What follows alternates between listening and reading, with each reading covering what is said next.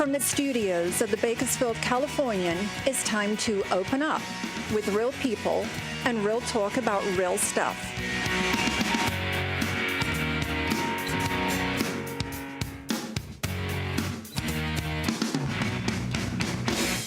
And now, a special welcome to our friends throughout California, across the nation, and around the world to this week's edition of Open Up.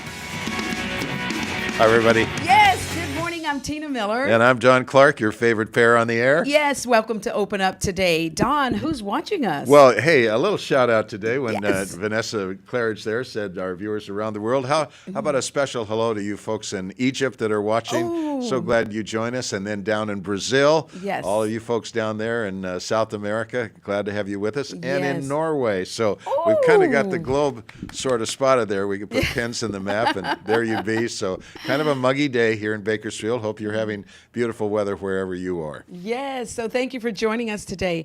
Don, we have a guest, our first segment. Listen, coming up in this show, we want you to really know we're going to be talking about growing older without getting old. Growing older without getting old. Oh, that's my perfect motto.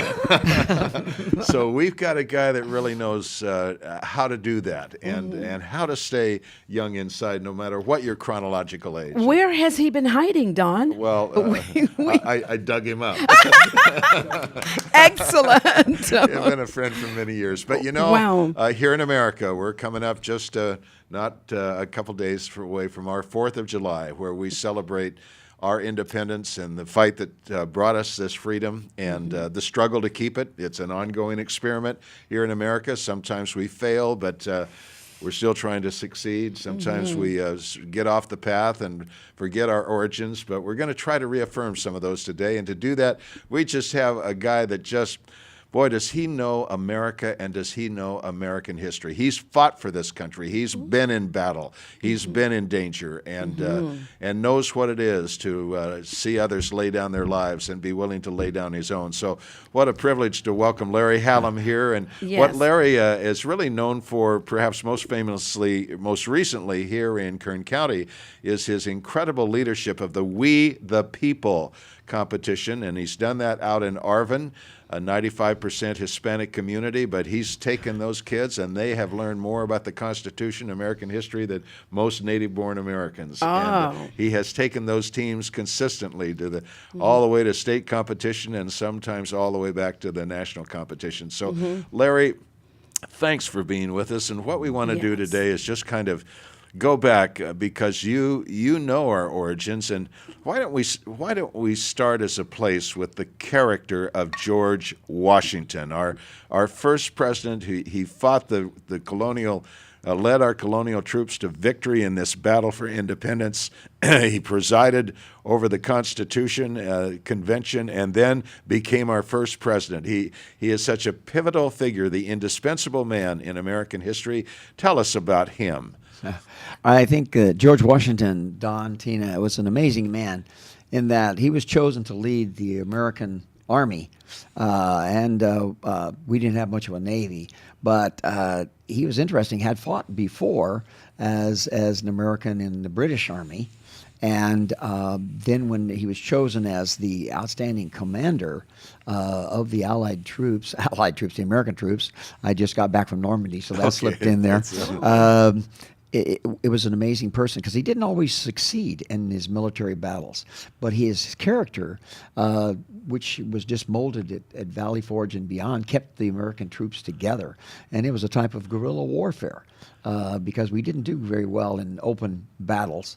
And then, of course, the Declaration of Independence garnered more support. And then we went on to just hold on until the French Navy came and helped us, and then Lafayette. And then we were able to get Cornwallis sort of surrounded at Yorktown. And then when he surrendered, we basically had the revolution won. And then from there, he just retired. And that's one of the reasons he's called the Cincinnatus of the United States, because, of course, referring to the Roman soldier, a general who kept Rome from defeat twice, and then gave up his sword and then handed it back. And so thus George Washington, at the time of the American Constitutional Convention, was the leader of the Society of Cincinnatus that was going to meet in Philadelphia at the same time there was going to be the convention. When George Washington went home, he did not intend to come back into politics. But James Madison and others, even George Mason from Virginia, etc., convinced him that in order to make the convention very a success, they had to have someone of his stature. And then they mentioned that, of course, Benjamin Franklin was coming, and then other members of the Edmund Randolph, of the governor of Virginia, etc. And so then he did go to the convention as president of the convention, and then he basically his strength of character helped keep the convention together. He rarely spoke. He rarely presided. He would turn the presiding chair over to others that knew, but his very presence was what helped keep it together. And when they wrote the Constitution itself, the reason the president had the powers he had was because they knew that George Washington was going to be the first president of the United States, and he was. And for 2 terms, he set all the precedents, most of the precedents for the president and the power. And then, of course, after 2 terms, he said, that's enough, because it's almost like a king. And so he didn't want that, so he retired.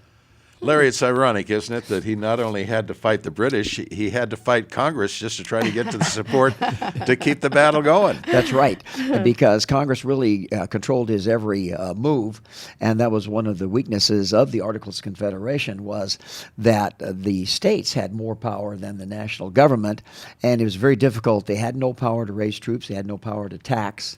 They didn't really have any power to enforce their laws. They simply had to ask the states for money, and they would ask for $8 million, and they would get $2 million. And that's why it was called the Articles of Confederation. And unfortunately, many of our citizens of the United States do not know that this is our second Constitution.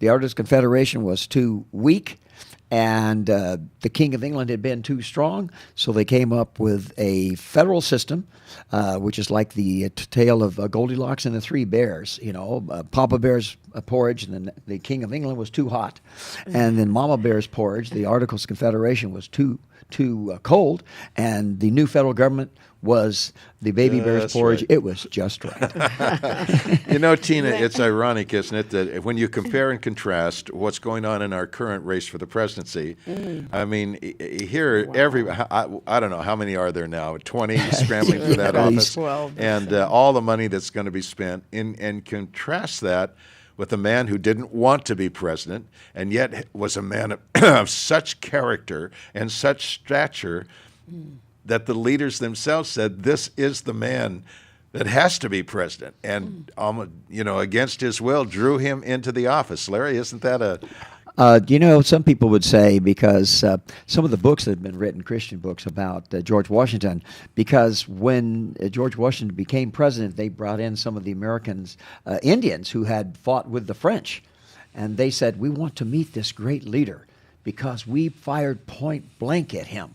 All of us were firing at him, and he was never hit. It singed his jacket, bullet holes all through, but he was never hit. So good fortune, or, of course, God's will. Probably. We had such a tremendous president that we did. And it's, in contrast, interesting that George Washington was a Christian, and I don't believe he was a deist. He was he was a Christian, whereas Thomas Jefferson was a deist. Thomas Jefferson believed in God, but he did not believe in Christianity and didn't believe in the Trinity, whereas I believe George Washington did. You know, there is a tremendous debate about that, Christian or deist, and one of the there's about 1 million visitors a year visit the Washington Mount Vernon. Mount Vernon.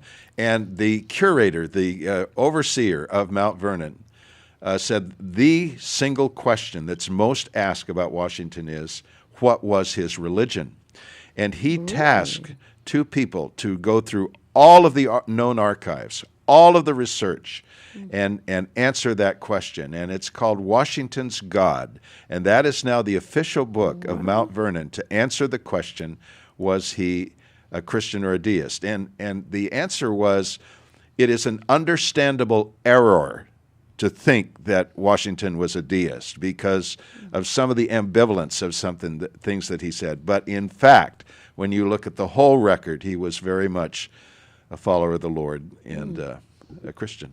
It is interesting that in writing the Declaration of Independence, Thomas Jefferson was the main author, but there were 5 others. You have John Adams, you have Sherman, you have Ben Franklin, and I believe it was Livingston. Right. And 2 were devout Christians, and so it was a committee that was written. And when you read what Jefferson said, some people will try to say that Jefferson didn't even believe in God, but when you read what he says in the second paragraph, we hold these truths to be self-evident.